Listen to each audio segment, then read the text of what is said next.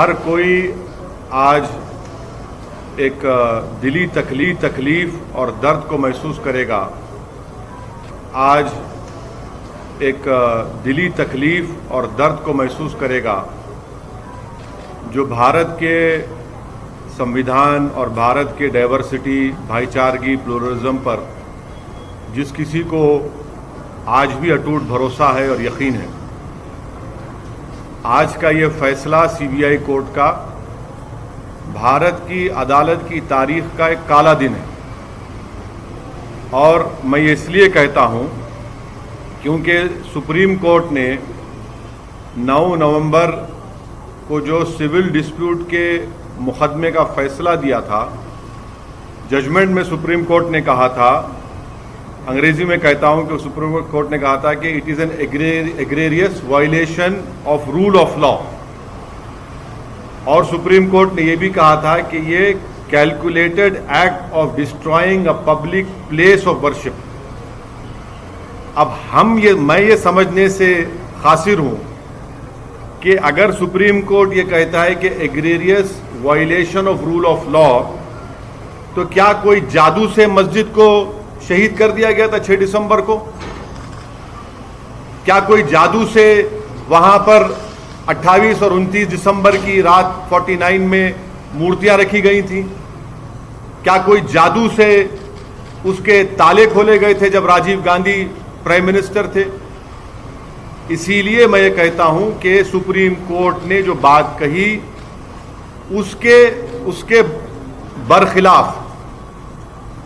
उसके बरखिलाफ आज ये जजमेंट आया है।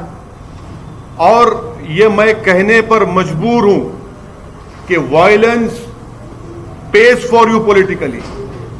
अगर आप वायलेंस करेंगे तो आपको मिल जाएगा, क्योंकि आप अंदाजा लगाइए कि आडवाणी की रथ यात्रा जहां कहीं भी भारत में गई, वहां पर खूनरेजी हुई, मासूम लोगों का कत्ल हुआ, जायदादें जलाई गईं, खानदान उजड़ गए, बर्बाद हुए। और आज ये फैसला आता है सीबीआई कोर्ट का जिसमें कहते हैं कि वो स्पॉन्टेनियस नहीं था। तो हम ये जानना चाहते हैं कि भाई साहब, ये कितने दिन, कितने महीने लगेंगे प्रिपरेशन के लिए ताकि वो स्पॉन्टेनियस ना हो? आप बताइए ना, कितने दिन, कितने महीने लगेंगे स्पॉन्टेनियस ना हो? क्या यह बात सच नहीं है कि उमा भारती ने कहा था कि एक धक्का और दो, बाबरी मस्जिद तोड़ दो? क्या दुनिया ने नहीं देखा कि जब बाबरी मस्जिद शहीद हो रही थी तो मिठाइयां बांटे जा रहे थे?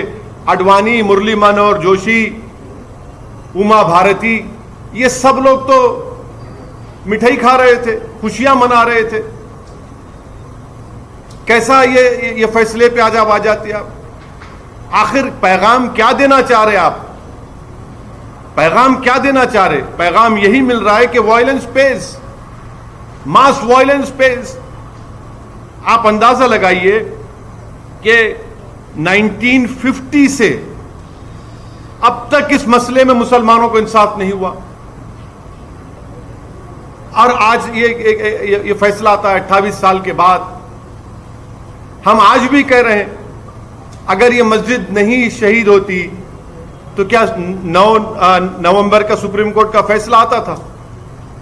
सारी दुनिया ने देखा कि जो लोग मस्साम में खड़े होकर स्पीचेस दे रहे थे, लोगों को उकसा रहे थे, उनकी मौजूदगी में क्या यह बात सच नहीं है कि सीबीआई की चार्जशीट में एक विटनेस ने कहा कि कल्याण सिंह, उस वक्त के चीफ मिनिस्टर, ने कहा कि रोक कंस्ट्रक्शन पर है, डिस्ट्रक्शन पर नहीं है? वो भी आप नहीं मानेंगे उसको? क्या सीबीआई की चार्जशीट में यह नहीं कहा गया था कि 5 दिसंबर की रात आडवाणी ने विनय कटियार के घर में साजिश रचाई? क्या यह बात सच नहीं है कि आडवाणी ने कल्याण सिंह को कहा कि उस वक्त तक आप रिजाइन मत करिए जब तक कि मस्जिद डेमोलिश नहीं हो जाती, ताकि गवर्नमेंट का डिसमिसल ना हो? क्या बीजेपी की सरकार उस वक्त की जाकर सुप्रीम कोर्ट को वादा नहीं किया था कि हम मस्जिद को बचाएंगे?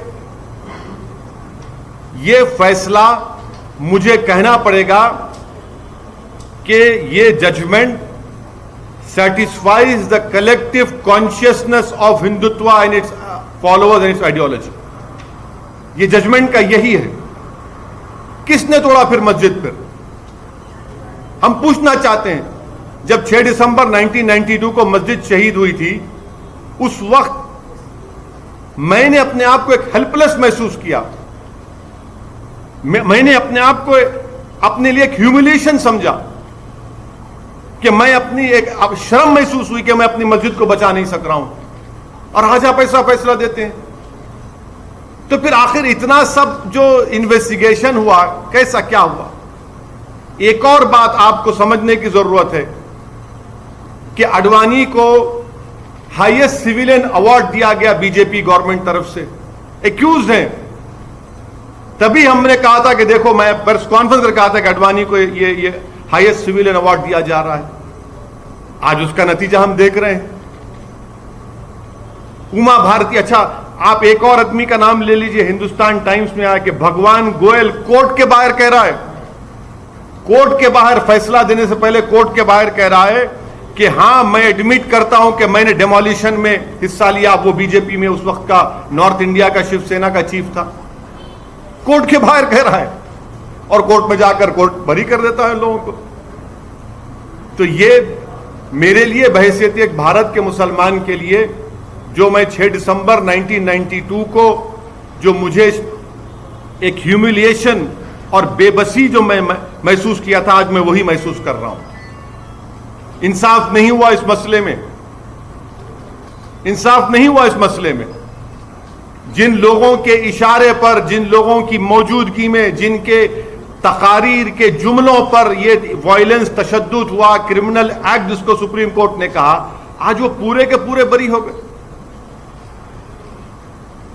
अब मुझे ये नहीं मालूम कि सीबीआई अपनी इंडिपेंडेंस को बरकरार रखने के लिए अपील करेगा या नहीं करेगा,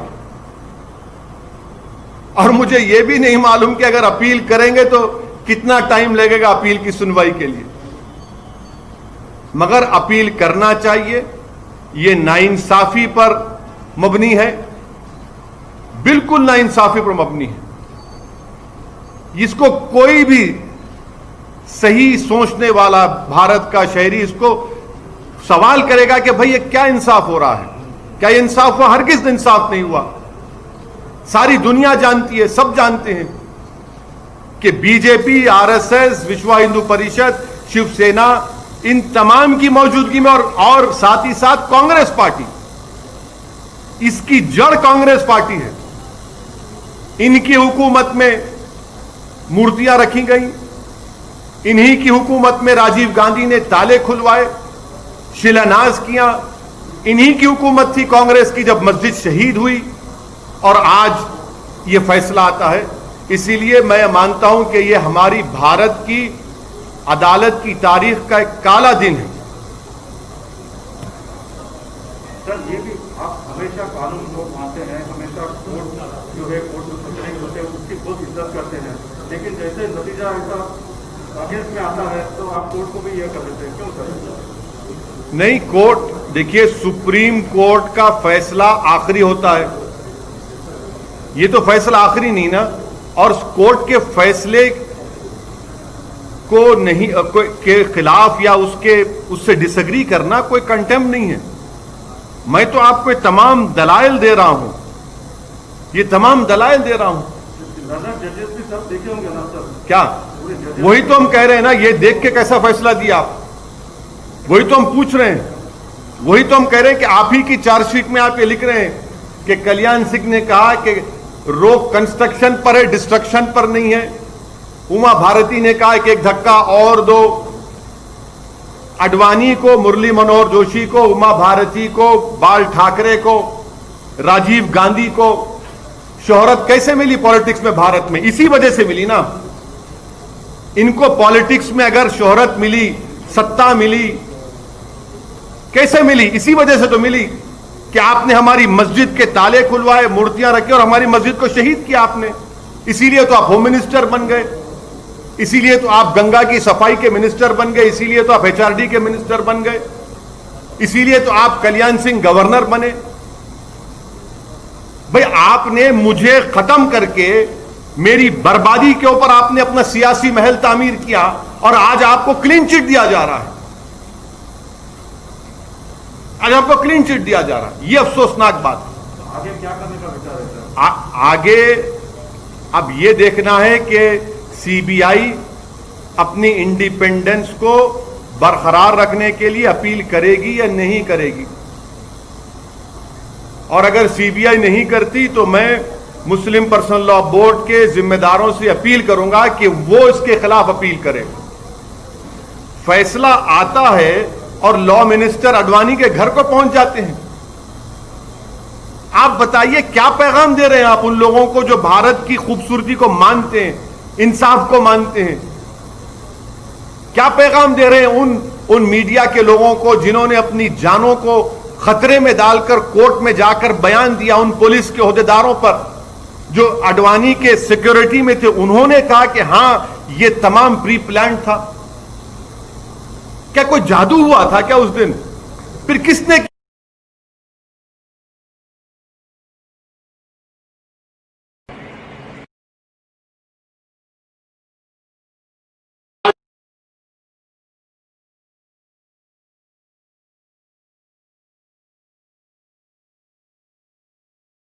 किया? फिर बताइए ना, इंसाफ होगा या नहीं होगा हमको बताइए आप। या इसी तरह हम अपने आंसू बहाते रहे? जमहूरियत को मजबूत करना जरूरी है, इंसाफ को मजबूत करना जरूरी है, मगर यह फैसला आता है।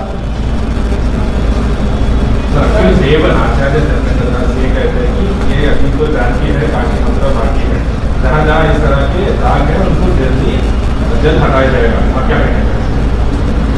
मैं क्या कह सकता हूं सर, आप अपने टीवी प्रोग्राम पर बोलिए कि रात में 9 बजे एक प्रोग्राम कर लो इनके बयान पर, कर लो ना। आप तो वो भी नहीं करना चाहते, करिए ना।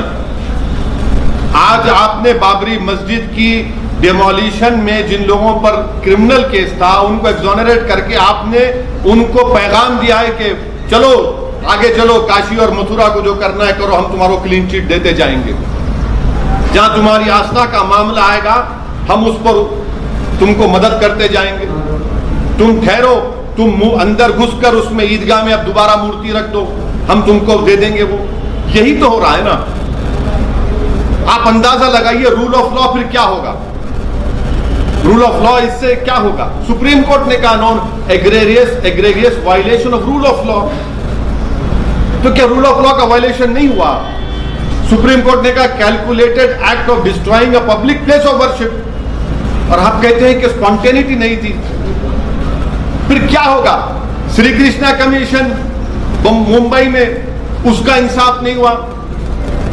अरे कितने कितने वाकयात जहां पर फसादात हुए मुसलमानों के लिए, दलितों को इंसाफ होता ही नहीं।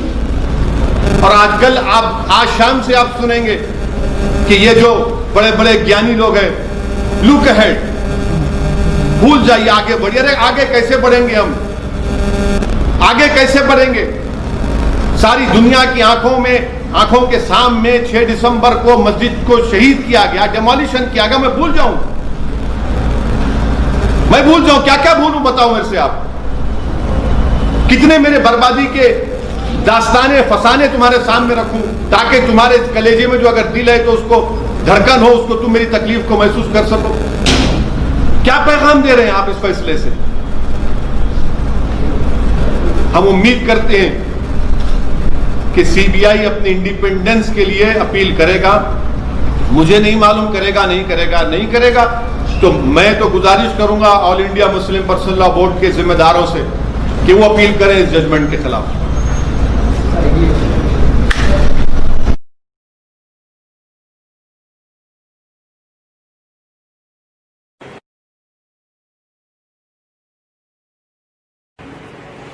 It is a very sad day that the whole world knows, people of India know, that it was the Rath Yatra of Mr. Advani.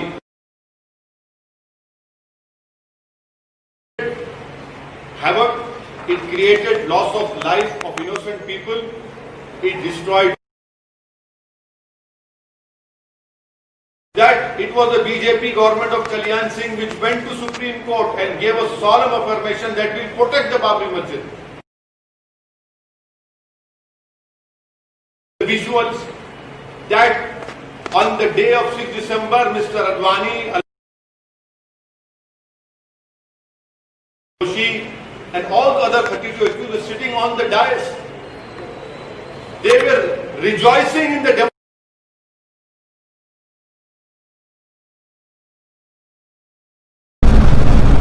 And now the court said there was no spontaneity.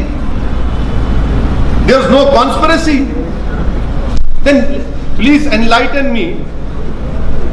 How many days and months of preparation is required to disqualify an action from being spontaneous? What is this? What is the message that is coming out? How is it that there is no conspiracy in it, there is no spontaneity to it? You assemble all the people. Who assembled them? Who called them to that place? Was it an act of God that some magic was done, that idols were placed in a masjid on 28-29 December in 1949?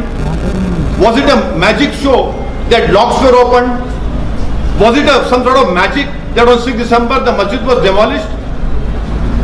Who called for the people, assembling of the people over there? Who made sure that they entered over there?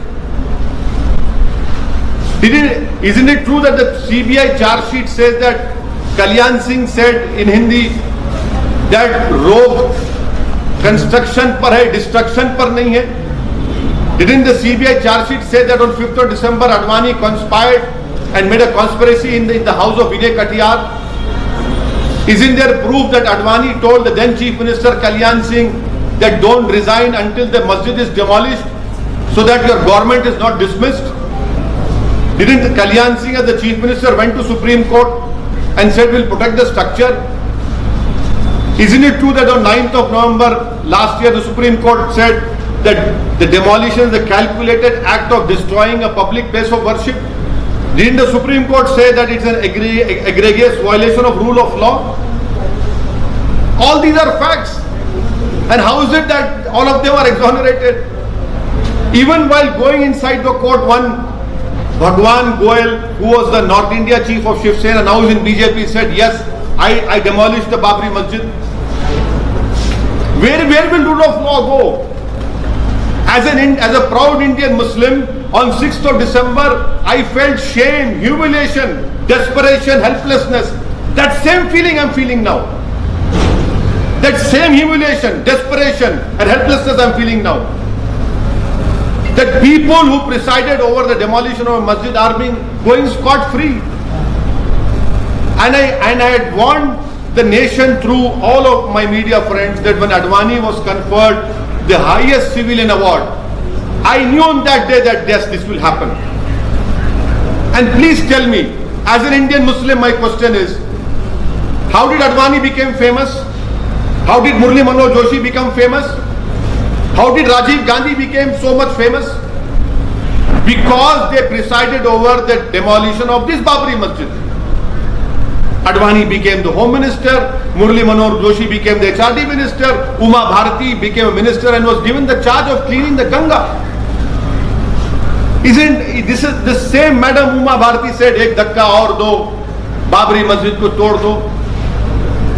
Since 1950 as an Indian Muslim I have not got justice in this matter. And I must say on record, it is too much of a coincidence to be coincidence. This is, and I hope, I don't know whether the CBI would appeal against this judgment. But to protect its independence, it must appeal against this strange judgment, which has rewarded the people who took out this whole Rath Yatra, who were the ones who created this issue of Ram Mandir. But I would appeal to the All India Muslim Personal Law Board and their office holders that they must appeal against this obnoxious judgment that has been given. You know, so basically it is, if you use brute force, if you use violence, you will be rewarded. Now in the end, law has become an ass now. You can kick the law and you will be rewarded for it.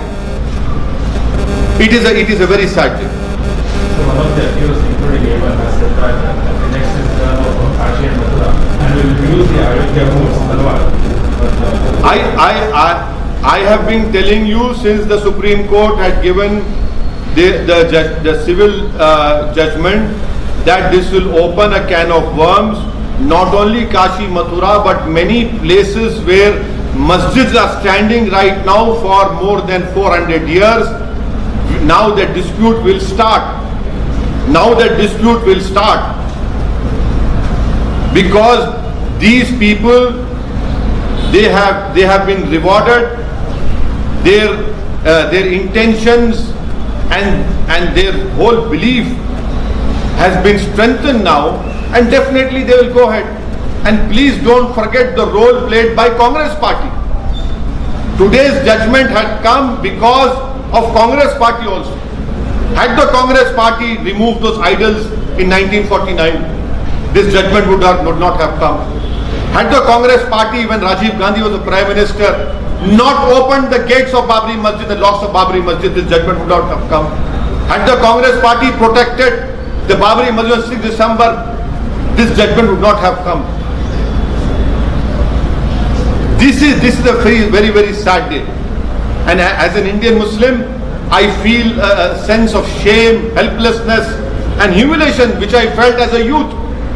In my younger days in 1992, that same feeling I am feeling now. So will this issue play out in Bihar elections? This issue is an issue of justice. This issue is an issue of ensuring that people who were responsible for the demolition of Babri Masjid should have been convicted. But they have been politically rewarded in the past by becoming the Home Minister, by becoming HRD Minister. In fact, BJP is in power because of the issue. The whole world has seen how politically rewarding it was for BJP when they started the issue of Ram Mandir. And tomorrow many other issues will be opened. Sir, you said Yes, I hope that the All India Muslim Personal Law Board would appeal against this judgment. I don't know about CBI. I cannot speak for CBI, but this judgment satisfies the collective conscience of the Hindutva ideology and its followers. So the court observed that evidence against the accused was not strong enough and the incident was not planned. Yes, that is what I have. I knew that you would ask me this question. That is why I had given you, 5 instances of evidence, which unfortunately the court did not even apply its mind to. So it's a long judgment. I can throw more light on it after reading it. I'm told it's 800 or 1000 pages judgment. After reading it only I can say, but if you indulge in violence against the minorities in the name of faith, you will be rewarded. Do you think CBI failed to collect evidence, sir? Well, we'll have to read the judgment, because I really feel embarrassed and ashamed that all those media people who bravely and boldly came to the court and told that we are the eyewitness, we have seen. Those police officers who were discharging the duty of protecting Mr. Advani and other BJP leaders, they gave their evidence that yes, this was a pre-planned demolition. I really feel sorry for them that the courts have not even accepted their statements.